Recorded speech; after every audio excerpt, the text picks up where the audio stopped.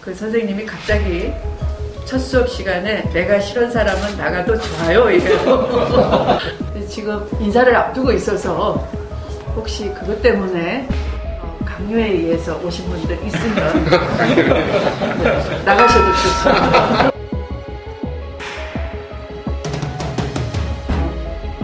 이제 가장 힘들고 어렵다는 검찰개혁은 그 누구도 거스를 수 없는 시대적 요구가 되었습니다. 어떤 사건에 대해서만 선택적으로 열심히 수사하고 어떤 사건은 제대로 수사하지 않는다면 그것은 수사의 공정성에 국민들로부터 신뢰를 잃게 될 것입니다.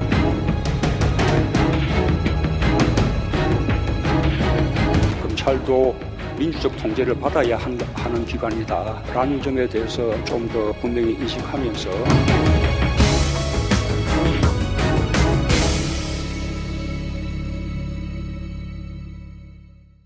대규모 검찰 중간 간부 인사가 23일 단행됐습니다. 조국 전 장관과 청와대 관련 수사를 실무지휘하던 지검 차장검사들은 전원 교체됐습니다. 추미애 법무부 장관이 상갓집 추태로 규정한 행위의 장본인인 양석조 대검 반부패 강력부 선임 연구관을 비롯해 윤석열 검찰총장이 전원 유임시켜달라고 요청했던 대검 중간 간부들도 상당수 전보 발령됐습니다. 반면 실제 수사를 담당해온 지검 부장급들은 운명이 갈렸습니다.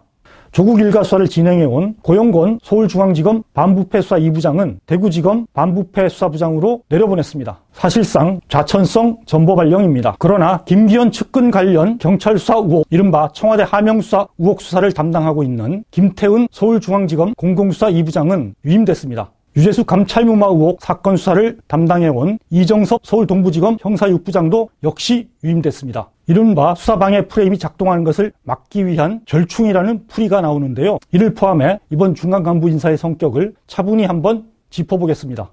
먼저 이번 인사는 지난 14일이죠. 문 대통령 새 기자회견에서 이미 그 방향성이 예고된 바 있습니다. 당시 문 대통령은 어떤 사건에 대해 선택적으로 수사하고 어떤 사건은 제대로 수사하지 않는다면 국민 신뢰를 잃게 될 것이다. 이런 말을 통해 검찰의 성찰을 주문했습니다. 검찰개혁 국면에서 청와대는 집중적으로 칼을 빼들면서 자유한국당 관련 사건에선 머뭇거리는 검찰의 이중성을 지적한 것으로 해석됐습니다. 특히 조국 전 장관이 겪었던 고초, 그것만으로도 크게 마음의 빚을 졌다, 이런 말도 했는데요. 조 전 장관 수사에 대한 불신감을 에둘러 드러낸 것이라는 풀이가 나왔습니다. 청와대 관련 의혹을 담당해온 지검수사팀은 모두 3곳입니다. 이번 인사에선 그중에서 부장급으로는 유일하게 조국 일가 사건을 수사해온 고용권 부장만 갈렸습니다. 서울중앙지검에서 대구지검 부장으로 사실상 좌천된 겁니다. 4개월 넘게 온 나라를 뒤흔들고서도 전형적인 권력형 비리라 할 중대한 혐의는 제대로 밝혀내지 못한 인디언 기우제식 과잉 수사와 부실한 수사 결과에 대한 책임을 물은 것이라고 봐야 할 겁니다. 조국 일가 수사를 실무지휘해온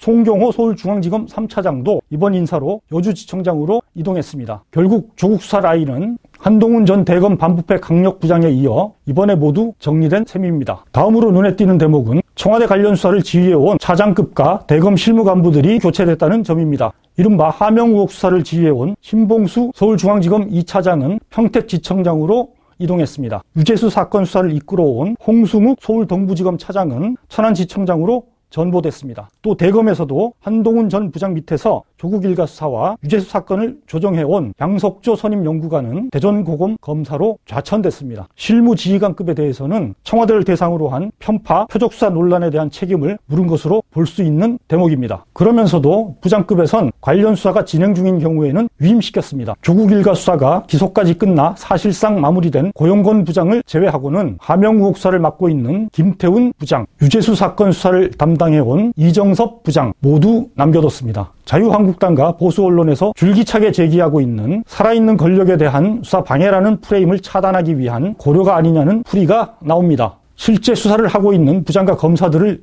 유임시켰는데 무슨 수사 방해냐는 반론이 가능해진 겁니다. 이처럼 실무수사팀 부장들을 유임시킨 배경과 관련해선 또 하나 유의해볼 대목이 있습니다. 이번 인사가 자칫 윤석열 총장의 사퇴나 항명성 반발을 부를 빌미가 되지 않도록 균형점을 맞추려 고심한 흔적이 보인다는 겁니다. 윤 총장은 지난 8일 고위 간부 인사 뒤 새로 임명된 이성윤 서울중앙지검장과 대검 수사부장들을 패싱한 채 수사팀 부장들과 집통하며 수사 지휘를 해온 것으로 나타나고 있습니다. 이런 상황에서 만약 이들 부장들까지 교체할 경우 윤 총장이 사표를 던질 수 있다는 전망도 나왔습니다. 문제는 이럴 경우 중도층 민심이 흔들리면서 얼마 남지 않은 총선 전국에도 영향을 끼칠 수 있다는 점입니다. 이런 우려에 대한 정무적 고려가 부장급 위임 결정에 담겨 있는 것 아니냐는 분석을 해볼 수 있겠습니다. 한국당과 보수 언론은 이번 인사 뒤 수사 방해를 위한 제2의 대학살 이런 프레임을 들고 나왔습니다. 박용찬 한국당 대변인은 논평을 통해 지난 8일 정권 의혹과 조국 수사를 담당하고 있는 검찰 지휘부를 대거 교체한 것도 모자라 오늘은 차장 부장과 평검사들에게까지 칼을 들이댔다. 이렇게 비판했습니다. 반면에 더불어민주당은 정치검찰이 정상검찰로 확실한 변화를 이룰 수 있는 실질적 기반이 다져진 것 이런 호평을 내놨습니다. 이해식 당 대변인은 수사를 방해하려 한다는 세간의 우려는 수사팀의 부장검사 등 수사 담당자를 대부분 유임시킴으로써 기우로 끝나게 됐다. 이렇게 밝혔습니다.